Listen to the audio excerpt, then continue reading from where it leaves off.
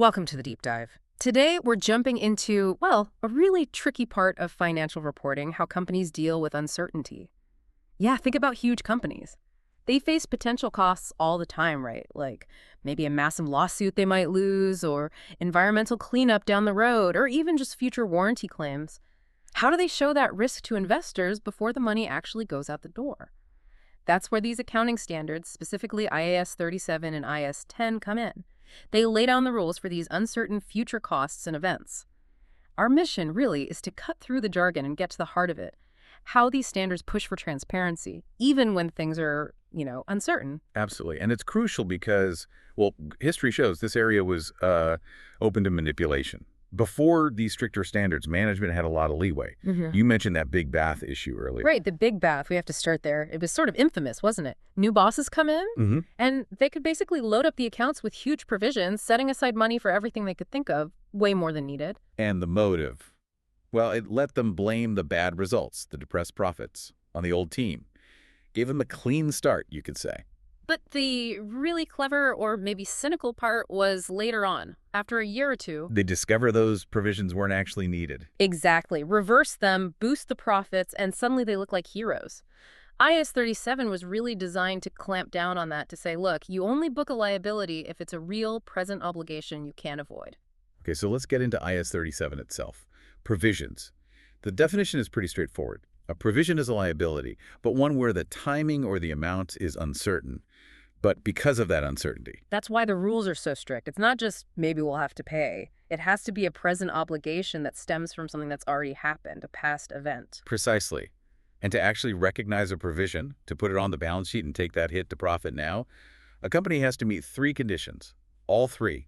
Miss one and no provision. Right. So what are these three gatekeepers? Okay, first, there must be a present obligation, legal or constructive, because of a past event. That establishes the hook. Got it. Second, it has to be probable. And probable here means more likely than not, so over 50% chance that the company will have to give up resources, usually cash, to settle it. More likely than not. Okay. And third, you need to be able to make a reliable estimate of the amount. You can't just pluck a number out of thin air. It feels like those first and third points, proving the obligation exists now and getting a reliable number, that's where the arguments happen in practice, isn't it?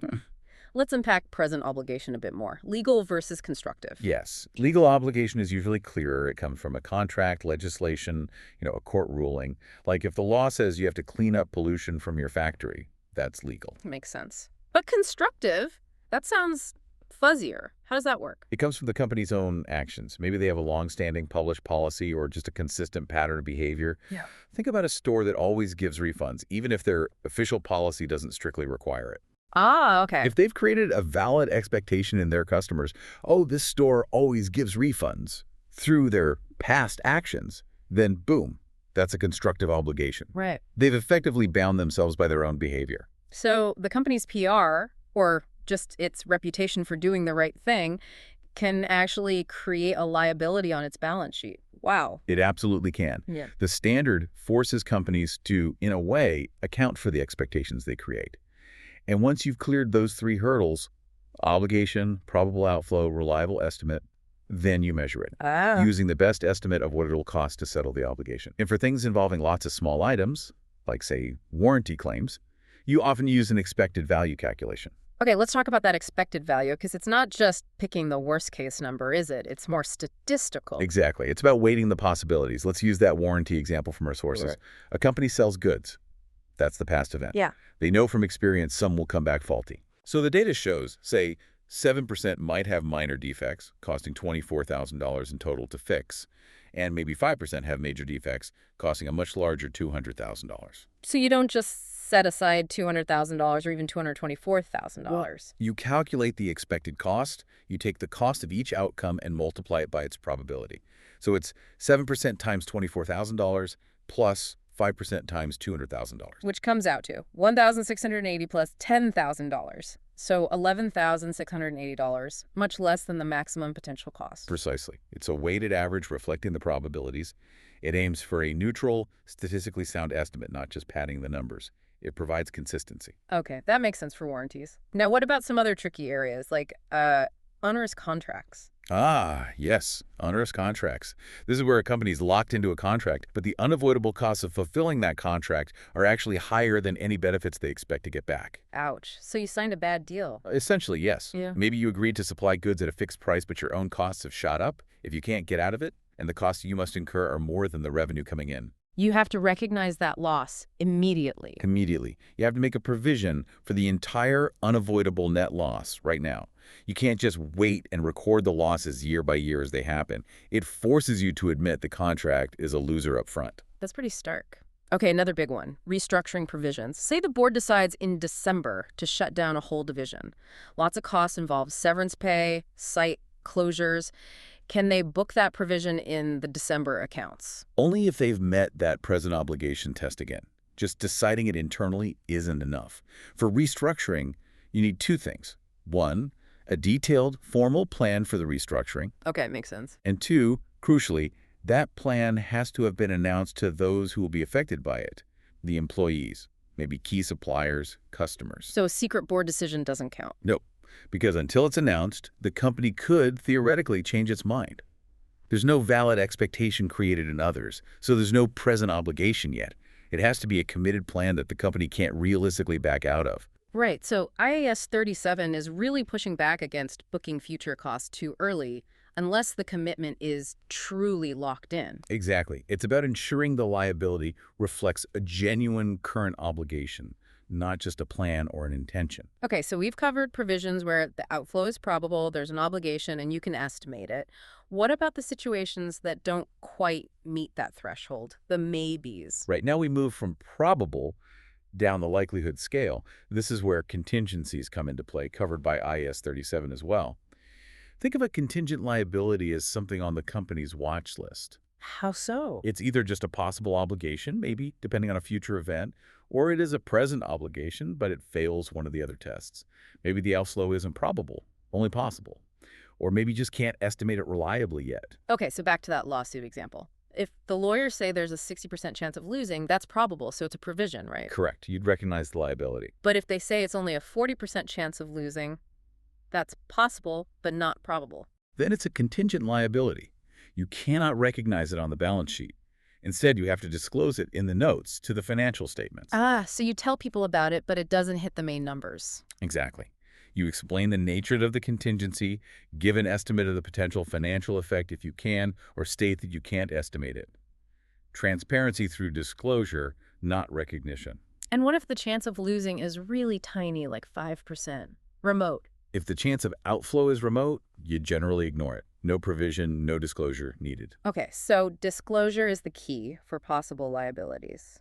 What about potential good news, possible inflows, contingent assets? Here, the rules tighten up considerably. It shows the conservatism bias in accounting. A contingent asset is a possible asset, an inflow, that depends on future events the company doesn't control. Like maybe winning that lawsuit instead of losing it. Precisely. Now, if that inflow is judged to be probable, say, your lawyers are 80% sure you'll win and collect damages. You still can't book it as an asset. No. If it's only probable, you must only disclose it in the notes. You explain the situation, but it doesn't hit your balance sheet or income statement. Wow. So a probable loss gets recognized, but a probable gain only gets disclosed. When do you recognize a contingent asset? Only when the inflow becomes virtually certain. That's a much higher hurdle than probable. It means receipt is almost guaranteed. There are no real obstacles left. Only then does it stop being contingent and get recognized as an actual asset, like a receivable. That difference, probable for recognizing liabilities, virtually certain for recognizing assets, is huge. It is, and it's a core principle. Recognize losses early, recognize gains late. Okay, let's shift focus slightly to timing. IAS 10, events after the reporting period. This deals with things that happen after the balance sheet date, say December 31st, but before the accounts are actually finalized and signed off by the board, which would be weeks or even months later. Right, that gap is important. Because something might happen in January or February that gives new information about the company's condition as it was on December 31st. Or it might be something totally new. IAS 10 helps sort that out. So management has to look at everything significant that happens in that window. Yes. And they have to decide, does this event provide new evidence about conditions that already existed at the reporting date? Or does it relate to conditions that only arose after the reporting date, That split is crucial. And if it relates to conditions that existed at the reporting date? Then it's called an adjusting event. And you must adjust the financial statements, the numbers for December 31st, to reflect that new information. Can you give an example? The classic one is a major customer going bankrupt in January. If that customer already owed you a lot of money on December 31st, and maybe they were already showing signs of financial difficulty then. Then the bankruptcy in January just confirms that the debt was likely bad at year-end. Exactly. The condition the customer's weakness existed on December 31st. The bankruptcy provides measurement evidence. So you have to adjust your year-end accounts, probably increase your bad debt provision. Okay. Other examples might be finding errors or fraud from the previous year, or getting information after year-end that shows inventory wasn't worth as much as you thought at year-end. Correct.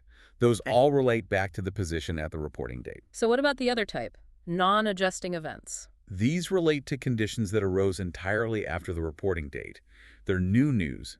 The big example often used is a major fire destroying a factory on, say, January 15th. The factory was fine on December 31st. The fire is a new event. Right. So you do not go back and change the December 31st balance sheet to write off the factory. The numbers for year-end stand. But surely a massive fire destroying a factory is important information for investors. You can't just ignore it. Oh, absolutely not. If a non-adjusting event is significant, materially important, you still have to disclose it in the notes to the financial statements. You describe the event and, if possible, estimate its financial impact. So users reading the report for the year ended December 31st will see a note explaining this major event that happened afterwards. Yes. It ensures they have the relevant information to understand the company's current situation, even though it doesn't change the historical financial statements themselves. Other examples might be a major acquisition made after year-end, or big swings in exchange rates after year-end. Disclose if material. Okay, that makes sense. It's about getting the reporting date right, but also keeping users informed about major subsequent events. So let's recap this journey through uncertainty. We looked at IAS 37 provisions needing that present obligation, probable outflow, reliable estimate. Distinguishing between legal and constructive obligations. And contingencies liabilities that are only possible get disclosed. Assets that are only probable also just get disclosed. Recognition is much harder for assets. Right.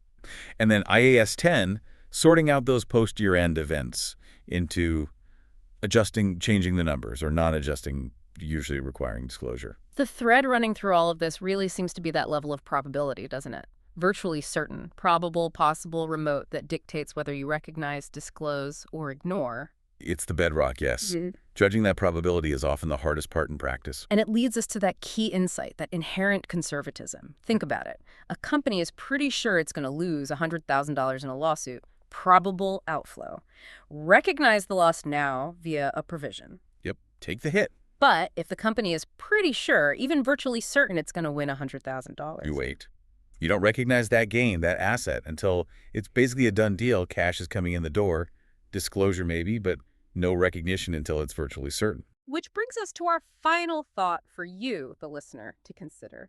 Why this deep-seated bias in accounting standards? Why the rush to recognize potential losses the moment they become probable, but such reluctance, such caution about recognizing potential gains until they're almost guaranteed? What purpose does this fundamental conservatism serve, and who does it ultimately protect?